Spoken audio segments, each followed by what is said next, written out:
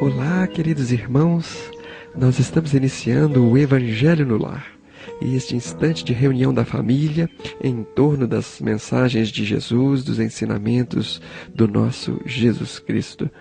Meus queridos amigos, aqueles que estão na nossa sala de estudos nos acompanhando, o nosso abraço, e a você que nos acompanha pela Rádio Fraternidade, o nosso carinho, o nosso afeto, a nossa gratidão pelas mensagens de estímulo, pela presença, pela companhia.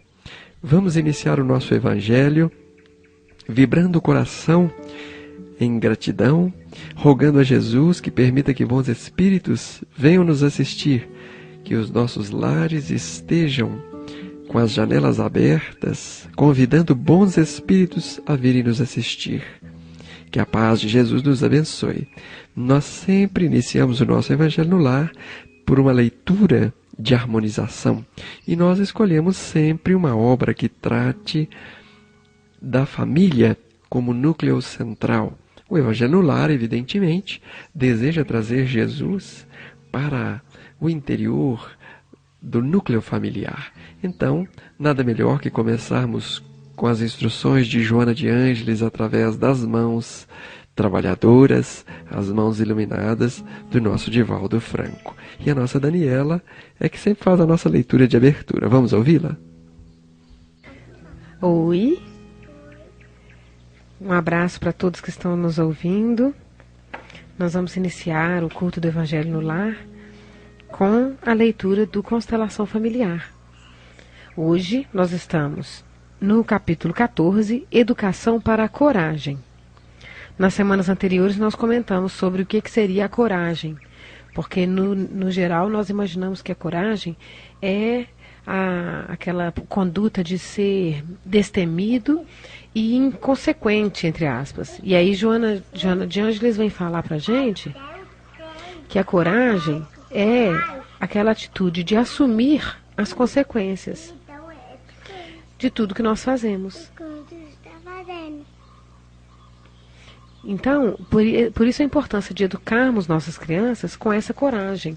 A coragem de ser autênticos, a coragem de assumir o que fazemos, o que falamos e o que somos. Essa que é a coragem que Joana de Ângeles vem nos falar. Continuando a leitura. O medo, muitas vezes, propele o indivíduo para determinadas atitudes, que podem confundir-se com a coragem, quando são apenas mecanismos de defesa da vida e impulsos destrutivos. Então, às vezes a postura agressiva, arredia, que vem do medo, pode confundir com a coragem. A gente pode ter a ideia de que é um ato de coragem, mas na verdade é um mecanismo de defesa, né? É um impulso de proteção. A coragem, por outro lado, alia a razão à emoção e trabalha sem precipitação nem alarde, produzindo fenômenos de alegria e de paz. Então a precipitação não é coragem. Às vezes a precipitação é exatamente o medo, né? É uma postura de defesa através do ataque, através da ação, mas de uma forma inconsequente ou não pensada, né, precipitada. Já a coragem não. A coragem ela está aliada à razão, né, à emoção e à razão. Em face do processo da evolução, o espírito transfere de uma para outra reencarnação as marcas das ocorrências que foram enfrentadas, assinalando-o com culpa, medo e necessidade de fuga diante de qualquer iminente perigo, real ou imaginário.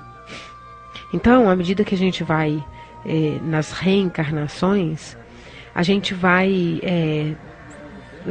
como é que fala? A gente vai imprimindo em nós mesmos, né, no perispírito, as marcas do que nós passamos. Então, essas marcas ficam em forma de culpa, em forma de medo. Então, algum perigo que aparece, seja real, seja imaginário, liga em nós ali aquele mecanismo de fuga ou um mecanismo de defesa de alguma forma, né? Por isso a importância da educação para a coragem, nos diz a Joana de Ângeles. A educação para a coragem fortalece as fibras mais íntimas do ser, estimulando a superação, etapa a etapa, dessas heranças perturbadoras.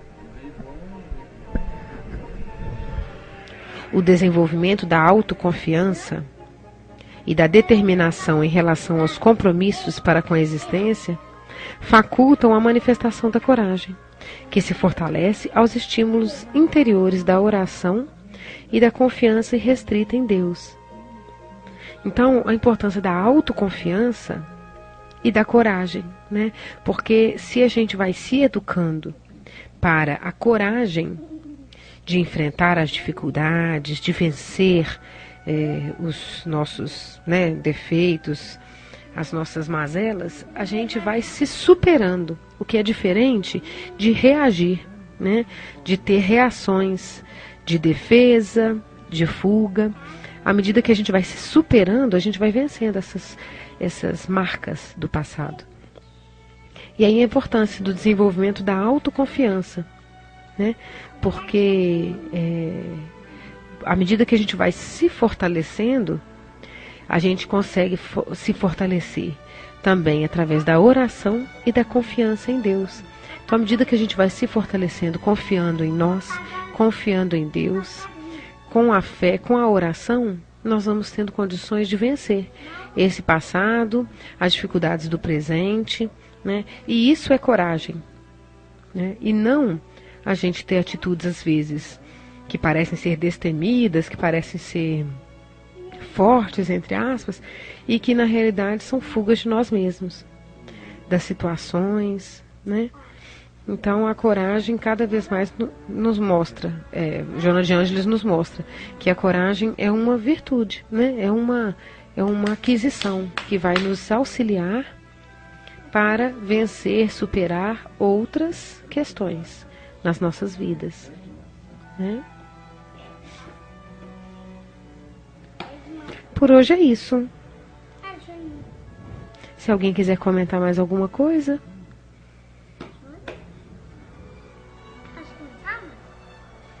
Você quer comentar alguma coisa? Quer? Pode, senta no meu colo aqui pra você comentar. Né, meu bem? Você... Papai pode segurar o livro. Fala pra mim uma coisa, Bia. Você acha que a gente tem que ter coragem de ser diferente? Tem. Se o amiguinho... Tem. Se o amiguinho estiver fazendo uma coisa que tá errado, a gente não vai fazer só porque o amiguinho tá fazendo, não é? Você concorda? Não. Concorda? Não. Agora eu vou já. Então, Beatriz, a gente tem que ter coragem. Se o amiguinho estiver fazendo uma coisa errada, a gente não fazer, tem que ter coragem? Solta. Não coragem, não é? Passou, todo mundo passou. E a gente precisa ter coragem para ser bonzinho? Coragem, bonzinho, não é? Coragem para pedir desculpa? Coragem pra desculpa. Tem que ter coragem para pedir desculpa? Quem? Você tem coragem de pedir desculpa pra Florzinha? Tem. Você pediu desculpa pra Florzinha? Não. Não pediu ainda não? Desculpa, Flor. Você vai ter coragem de pedir? Você vai ter coragem de pedir? Desculpa. Depois nós vamos lá em cima pra pedir desculpa pra Florzinha, não vamos? Desculpa. Não dá. Tchau. Nós vamos explicar para que os nossos queridos irmãos possam entender este nosso momento. A nossa filhinha, hoje pela manhã, arrancou umas pétalas de uma violeta, de uma plantinha que nós temos aqui em casa. E nós dissemos a ela para ter cuidado com a planta, para ser carinhosa, para ser delicada. E no momento em que nós chamamos-lhe a atenção para não agredir a planta, ela não quis se desculpar, provavelmente porque ficou arrependida do que fez e não se sentiu à vontade para reparar de alguma maneira a sua atitude. E agora, no Evangelho no Lar, surge a oportunidade bendita de conversar com ela, e ela num clima fraterno, nesse clima, nessa psicosfera que o Evangelho no Lar pode criar, nós conseguimos obter dela, conseguimos apoiá-la para que ela tivesse forças morais para reconsiderar a sua atitude. E eu confesso aqui que percebi no seu olhar, no seu tom de voz, esse desejo de realmente se desculpar pela atitude, pelo erro, não é? Que ela cometeu mais cedo. Isso para nós termos uma ideia de quanto o Evangelho no Lar é importante. Esses pequenos momentos que surgem dessa educação informal, que num determinado momento a criança está aberta, está propensa a uma sugestão, a uma orientação dos pais, e ela então avança e fica feliz, porque sente em si mesma eclodir a humildade e a bondade. Ficamos muito felizes aqui, neste momento, com essa prática, com essa experiência de ver o Evangelho funcionar no nosso lar. Então, mamãe abriu a palma, abriu? Eu vou te perguntar e você responde, tá bom? Quando a gente está assim na padaria e tem um menino que está pegando chiclete, bala e tudo para comer, mas a mamãe da gente não deixa a gente pegar, então a gente tem que ter coragem. A gente não tem que fazer só porque o coleguinha está fazendo, não. Se o menininho na padaria está comendo chiclete, a gente vai comer também? Não. Por quê? Porque a gente não tem que fazer tudo igual a outra pessoa, não, né? Tem que pedir. Tá bom, tchau. Joana de Ângeles nos fala do medo, da culpa, de determinados comportamentos que se transferem de uma existência para outra. Nós espíritas sabemos que a criança que retorna ao mundo material é um espírito que já teve outras experiências reencarnatórias e que as suas lembranças estão arquivadas no seu inconsciente, e algumas destas lembranças às vezes despontam em comportamentos de medo, em comportamentos de variada ordem, tanto positivos quanto aqueles que representam insegurança, que representam algum medo, que representam alguma carência. E nós, pais, devemos nos lembrarmos desses aspectos, sempre procurando enxergar nos filhos a manifestação de um espírito milenar, de um espírito que traz experiências do seu passado. Há inúmeros casos de crianças que revelam determinados comportamentos e que depois se descobriu que esses comportamentos eram devido a lembranças de existências passadas. Há um caso narrado por Raul Teixeira de um casal de alemães cujo filho tinha verdadeiro pavor quando ele via os pássaros pousarem apenas nesse momento. Ele via pássaros voarem, ele via pássaros pousados, não tinha problema. Mas ele se desesperava e buscava a proteção dos pais naquele instante em que a ave pousa. E isso lhes chamou muito a atenção, por ser uma coisa muito peculiar. E em um tratamento, descobriram que esse filho tinha lembranças da sua última existência, do período da guerra, em que ele foi abatido. Ele era piloto, era soldado, ficou imóvel no solo, no meio de muitos corpos, resultado de uma batalha.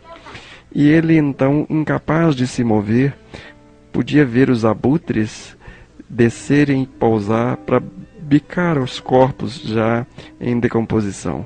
E registrou de tal maneira esta imagem que na sua existência seguinte ele ainda sentia, embora não soubesse exatamente a razão, sentia aquele desespero, aquela emoção em desalinho quando via uma ave pousar. Devemos nos lembrar desta peculiaridade que a criança está trazendo dentro de si experiências passadas. Ela não é uma tábula rasa, como já se pensou no passado. Ela é um espírito que traz suas características. Portanto, os filhos serão mesmo diferentes uns dos outros, e precisamos dar a eles atenção diferente de um para o outro. Não é que isso represente amar mais a um do que a outro. É que para um, às vezes, uma cota maior de atenção, para outro, uma instrução, para outro, o afago, para outro, uma outra forma de relacionamento. E fazer isso com naturalidade, de maneira que os filhos se sintam atendidos, se sintam amados, tenham um retorno afetivo de nossa parte. Mas a atenção, como nos diz Kardec, desde as primeiras horas da sua infância, observarmos o seu comportamento, observarmos a sua personalidade, para identificarmos onde podemos apoiá-lo na sua superação pessoal.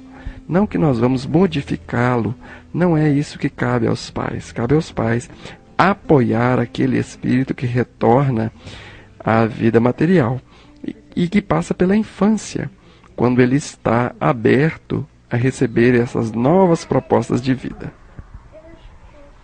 Vamos então fazer a nossa prece? Nós vamos fazer e a Beatriz vai repetindo, tá bom? Eu vou falar e você repete, tá bom? Senhor Jesus. Senhor Jesus. Abençoa a Sofia. Abençoa a Sofia. Abençoa a mamãe. Abençoa a mãe. Abençoa o papai. Abençoa o papai. Amigo Jesus. Amigo Jesus. Abençoa nossa Beatriz. Abençoa nossa Beatriz que machucou a mãozinha. Abençoa a Beatriz que eu machuquei aqui. Senhor Jesus. Senhor Jesus. Abençoa todas as crianças. Abençoa todas as crianças. Abençoa todos os ouvintes. Senhor Jesus. Abençoa todos os ouvintes. Abençoa todos os ouvintes. Da Rádio Fraternidade.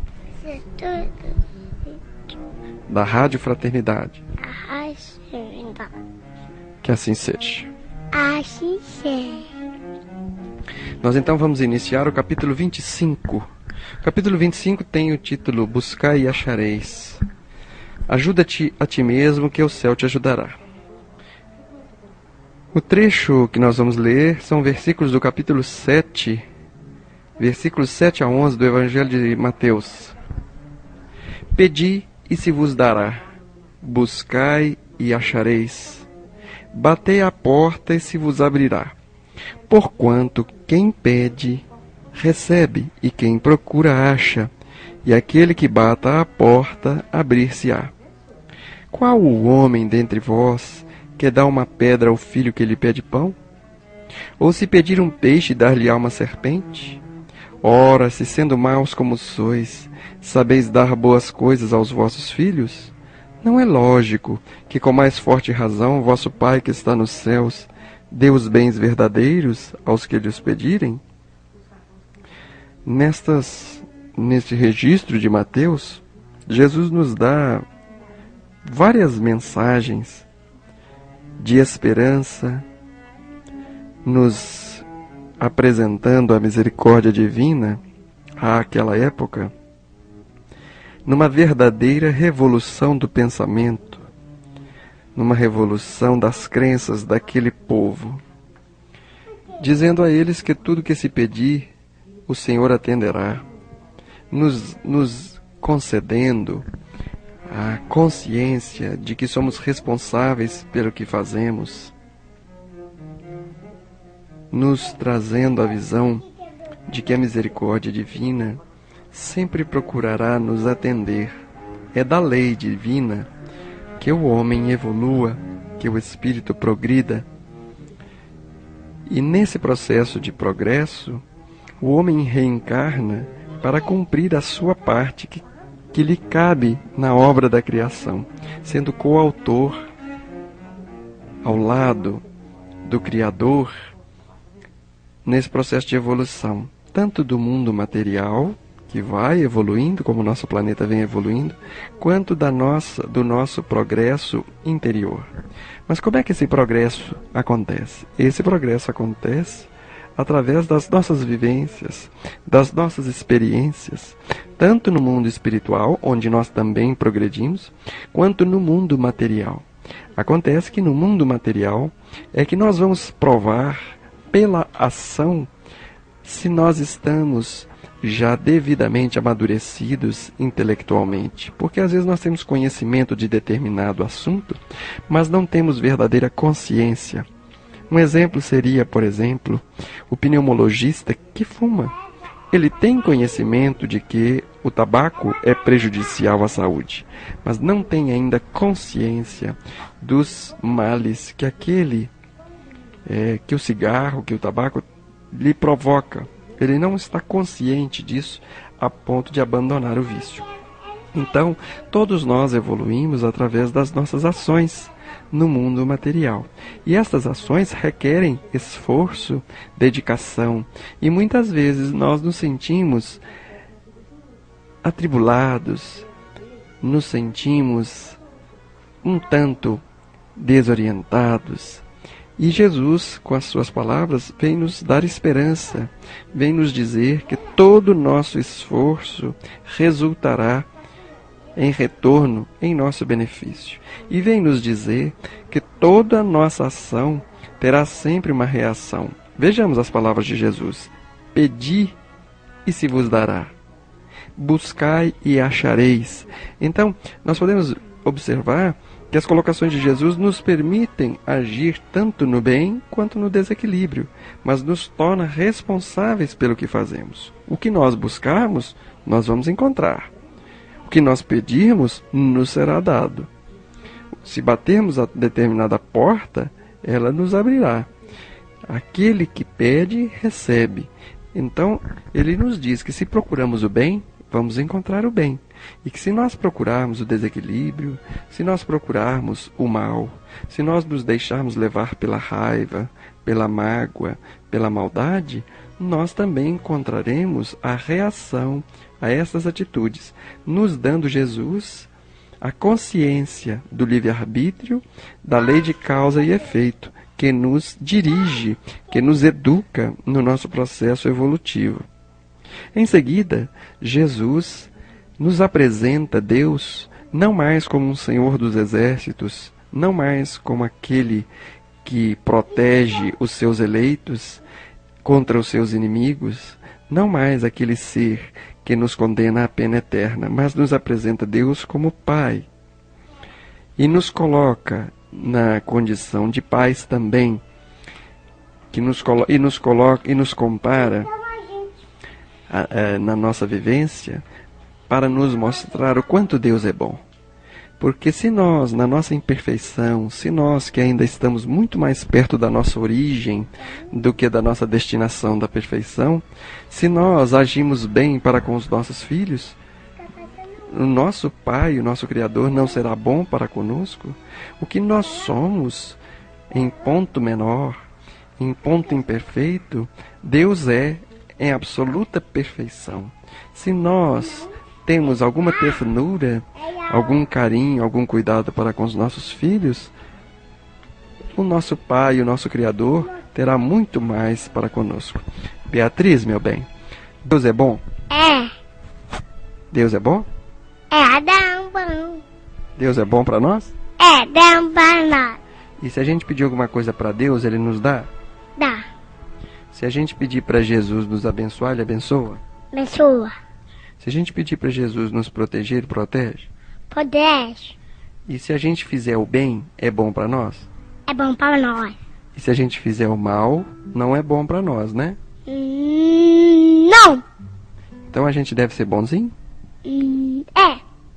A gente deve... Bom. A gente deve ser bom. É. A gente deve ser amigo, dos coleguinhas? É bom ser amigo. Então a gente vai orar que a gente vai. Pode falar. Jesus é bom para nós? É bom para nós. E a gente deve ser amigo dos nossos coleguinhas? É. Fala, mãe. Quando a gente pede uma coisa pro papai, ele dá? Tá. Se for bom. Dá. E se for ruim pra gente, ele dá? Dá. Se for perigoso, o papai dá? Não dá? Vamos falar no microfone. Se a gente pede uma coisa que é boa pra nós, o papai dá? Se é boa, o papai dá? Dá. E se for perigoso, o papai dá? Não. Se for uma coisa que é boa pra nós, Deus vai nos dar? E se for ruim pra nós? Então, nós é papai do céu. Aí papai do céu não vai dar. Se for ruim pra nós, papai do céu não vai dar. Fala. É isso mesmo, porque Papai do Céu, Deus nos dá aquilo que é bom para nós, porque Deus é bom. Então a gente pode saber que a gente pode pedir, mas a gente vai receber o que for bom para nós. É isso, porque Jesus é bom para nós. E a gente deve ser bom. A gente deve obedecer os pais, a gente deve obedecer a professora, a gente deve ser amigo dos nossos coleguinhas da escola. E se um coleguinha nosso estiver fazendo uma coisa que não está certo, a gente não deve fazer, sabe? A gente deve fazer para ele: ô companheiro, não faz essa maldade. A gente deve cuidar das plantinhas, porque elas são bonitinhas. Elas também sentem dor, elas sentem assim que se a gente não tratar a plantinha bem, a plantinha fica toda machucada, coitadinha. Então a gente tem que cuidar delas. A gente tem que fazer a nossa parte, né? Então a gente vai Vamos fazer a parte. orar e é para o trem. Ah, pois é. Né? A gente leu a historinha do trem, não foi, Bia? E o trenzinho, o que aconteceu com o trenzinho? Quebrou. Quase quebrou. Por quê? Porque o vagão queria fazer o quê? Mexer na terra. Ele queria ficar sozinho, ele não queria obedecer a locomotiva. Ele não queria obedecer os outros coleguinhas, não era?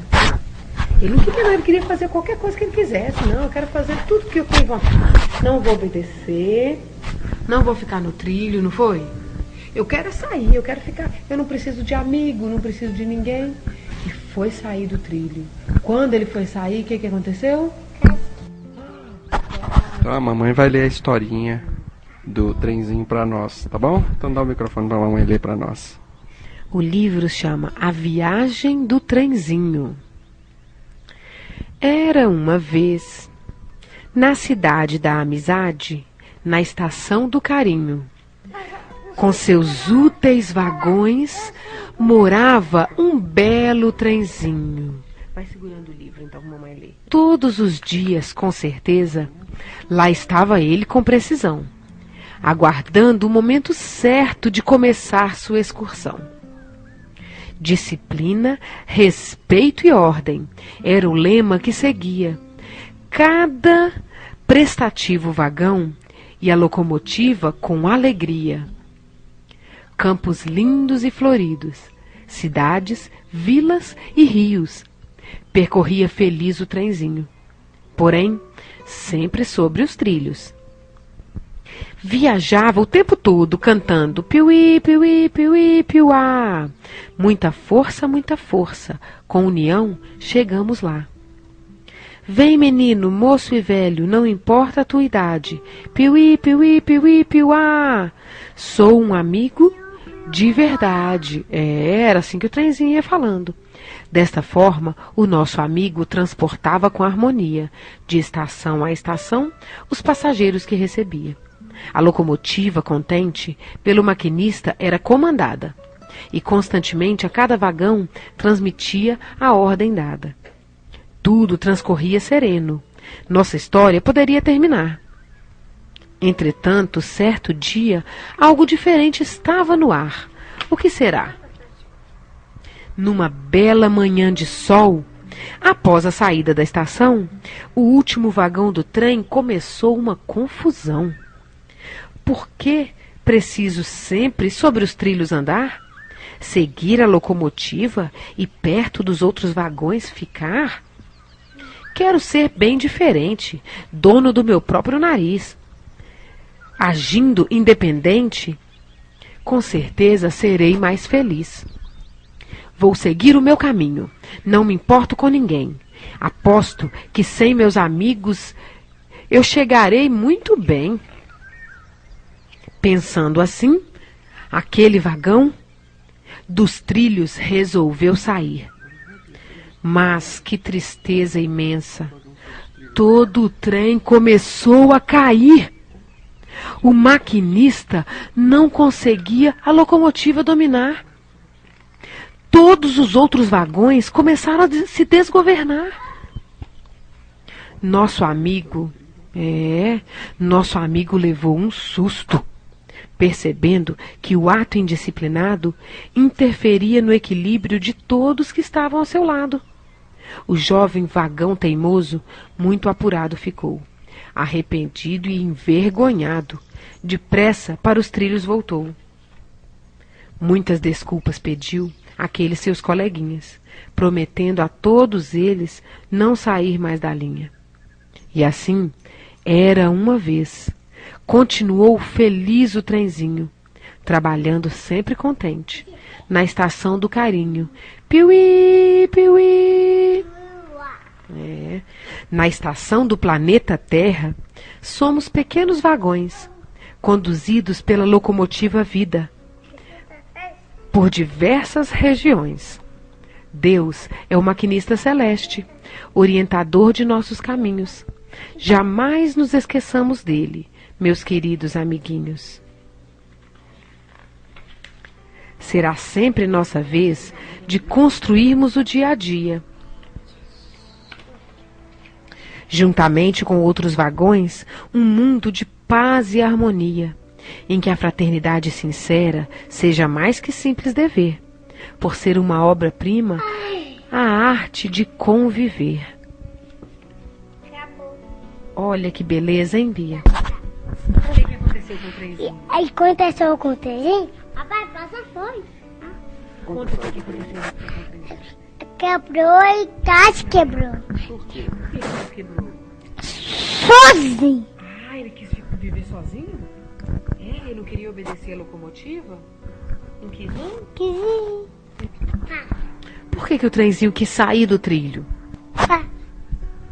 Porque ele queria ficar sozinho, não queria obedecer a locomotiva, não. Ele achou que ele ia ser feliz sozinho. Igual o trenzinho obedeceu ficar no trilho, a Beatriz tem que obedecer o papai e a mamãe. Tá certo? O lugar do trenzinho...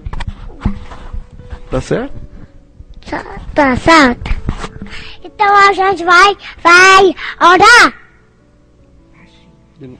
E nós vamos obedecer? Vai. Então, o trenzinho, ele não quis ficar no lugar dele. Ele achava que ele podia viver sozinho, sem as regras, sem os trilhos. Mas quando ele tentou fazer isso, ele viu que ele atrapalhou todos os outros vagões. Não foi? E ele arrependeu? Entendeu? Ele pediu desculpa? Não. Ele não pediu desculpa pros amigos, não? Tio. Pediu. E depois ele viu a importância dele ficar com os outros vagões? Ficou. É, porque a gente vive em comunidade, não é? A gente não vive com outras pessoas. É. E o que a gente faz interfere na vida das outras pessoas, não é? É. Se a gente quiser fazer barulho aqui na nossa casa, o vizinho vai gostar? Não. Então a gente pode bater aqui no chão, fazer bastante barulho? Pode não. Então a gente vive com outras pessoas. Então a gente não faz. A gente pode fazer tudo o que a gente quiser, mesmo se for ruim? Hein, Bia? A gente pode fazer tudo o que a gente quiser? Não. Não, a gente precisa ver se não está atrapalhando outra pessoa, não é? Então vamos. Senhor Jesus, Senhor Jesus, abençoa o trenzinho, sou um trenzinho, abençoa as crianças, suas crianças, para todos nós para todos nós, aprendermos a ser bonzinhos. aprender a ser bonzinho. Senhor Jesus, Senhor Jesus, nosso querido amigo, nosso querido amigo, muito obrigado. muito obrigado. Abençoa o nosso lar Lar, e abençoa os ouvintes de da Rádio Fraternidade. Fernandes. Que assim seja. Assim, meus queridos irmãos, nós estamos encerrando o nosso Evangelho no Lar, agradecendo a vocês que tiveram a paciência de nos ouvir. Nós pedimos que nos compreendam os ruídos do microfone, porque estamos, como vocês perceberam, procurando convidar as nossas pequenas a participarem conosco. E esta tecnologia ainda não é assim tão familiar para elas. Elas ainda acabam fazendo algum barulhinho com o microfone. Mas nós contamos com a compreensão de vocês. E também incentivamos mesmo a que as famílias possam participar conosco. Nós estamos totalmente abertos a receber amigos pela internet que quiserem fazer ao vivo este Evangelho no Lar conosco. Se você desejar fazer o Evangelho conosco, envie-nos um e-mail. Envie um e-mail para faleconosco@radiofraternidade.com.br faleconosco@radiofraternidade.com.br e nós iremos atender e vamos procurar facilitar o seu acesso conosco. Queremos incentivar a presença das crianças também. Por isso, contamos com a sua compreensão, porque é muito importante que eles possam se sentir parte da família também no momento do Evangelho no Lar. E para que isso aconteça, é evidente que devemos criar no Evangelho um momento que seja dedicado a eles, para que a nossa linguagem lhes seja mais acessível, para que eles se sintam parte integrante e participante do nosso Evangelho no Lar. A todos vocês, muito obrigado, uma ótima semana, muita paz no seu lar e na sua casa mental.